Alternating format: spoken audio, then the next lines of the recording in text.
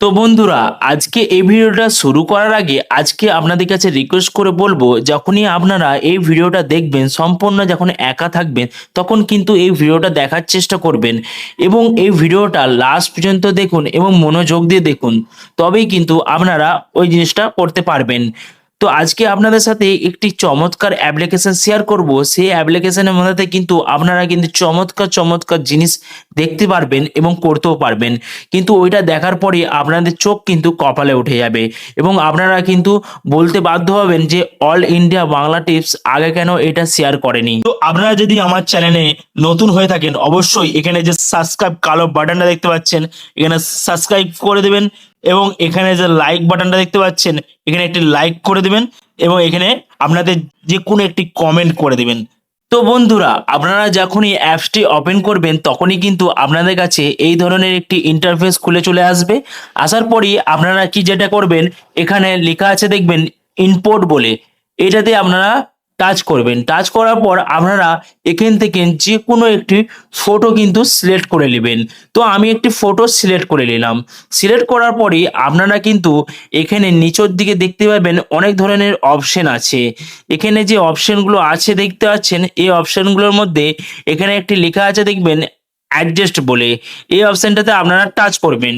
Touch করার পর আপনারা এখানে দেখবেন দেখবেন ফার্স্টে লেখা আছে এখানে কপ বলে, এই অপশনটাতে আপনারা টাচ করবেন। টাচ করার পরই আপনারা দেখবেন এখানে নিচের দিকে আরো দেখবেন অপশন চলে এসেছে।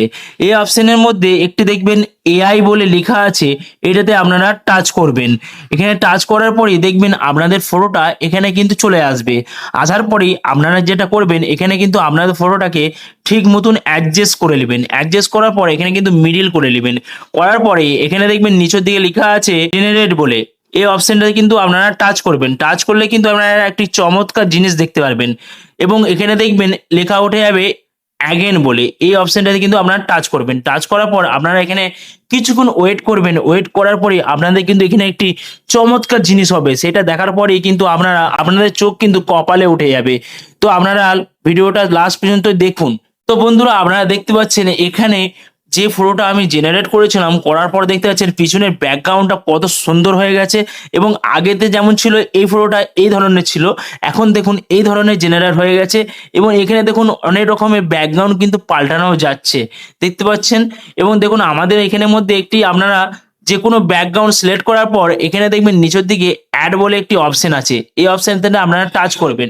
টাচ করার পর আপনাদের ফটোটা অ্যাড হয়ে যাবে। অ্যাড হওয়ার পর এখানে কিন্তু কোণের দিকে একটি রাইট চিহ্ন আছে, এই রাইট চিহ্নটা আপনারা টাচ করবেন। টাচ করার পরেই আপনারা কিন্তু উপরে দিয়ে দেখতে পাবেন ডাউনলোড অপশন আছে। আপনারা চাইলে এই ফটোটা কিন্তু ডাউনলোড করতে পারেন। ডাউনলোড হয়ে গেলে আপনাদের ফটোটা কিন্তু গ্যালারির মধ্যে সেভ হয়ে যাবে।